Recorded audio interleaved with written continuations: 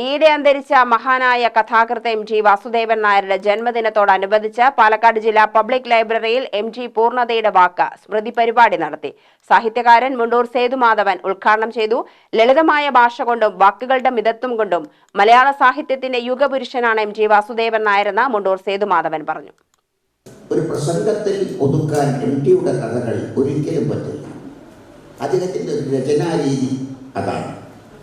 ഇത്രയും ഈ കഥയിൽ ജീവിതം എന്ന ഈ പയർമണികൾ കണ്ണീരിൽ കുതിർത്ത് മുളപ്പിച്ച ആളാണ്.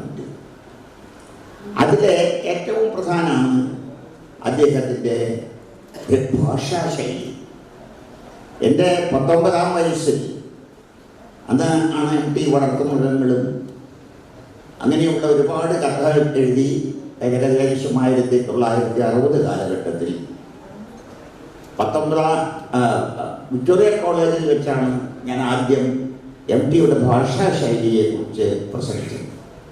എം ടി ജനിച്ച പാലക്കാടൻ നാട്ടുംപുറങ്ങളുടെ ഭാഷയാണ് എഴുത്തിൽ സ്വാധീനിച്ചത്. എം ടി കഥകളിൽ ജീവിതത്തിന്റെ കണ്ണീരിനെ പ്രതിഫലിപ്പിച്ചു. വരും തലമുറയ്ക്ക് പഠിക്കാവുന്ന മൗലിക വിഷയമാണ് എം ടിയുടെ കൃതികളെന്നും അദ്ദേഹം പറഞ്ഞു. പരിപാടിയുടെ ഭാഗമായി എം ടി കാലം സാക്ഷി എന്ന പുസ്തകത്തിന്റെ പ്രകാശനം കേരള സാഹിത്യ അക്കാദമി മുൻ പ്രസിഡന്റ് വൈശാഖൻ നിർവഹിച്ചു. പ്രൊഫസർ പി എ വാസുദേവന് പുസ്തകം കൈമാറി. പരിപാടിയിൽ ജില്ലാ ഇൻഫർമേഷൻ ഓഫീസർ പ്രിയ കെ ഉണ്ണികൃഷ്ണൻ വരച്ച എം ടിയുടെ രേഖാചിത്രം ജില്ലാ പബ്ലിക് ലൈബ്രറിക്ക് വേണ്ടി കെ വിജയൻ IPS സമർപ്പിച്ചു. ടി കെ ശങ്കരനാരായണൻ സ്മൃതി പ്രഭാഷണം നടത്തി. എം ടി കാലം സാക്ഷി എന്ന പുസ്തകം രഘുനാഥൻ പറളി പരിചയപ്പെടുത്തി. ലൈബ്രറി സെക്രട്ടറി TR അജയൻ സംസാരിച്ചു. UTV news, Palakkad.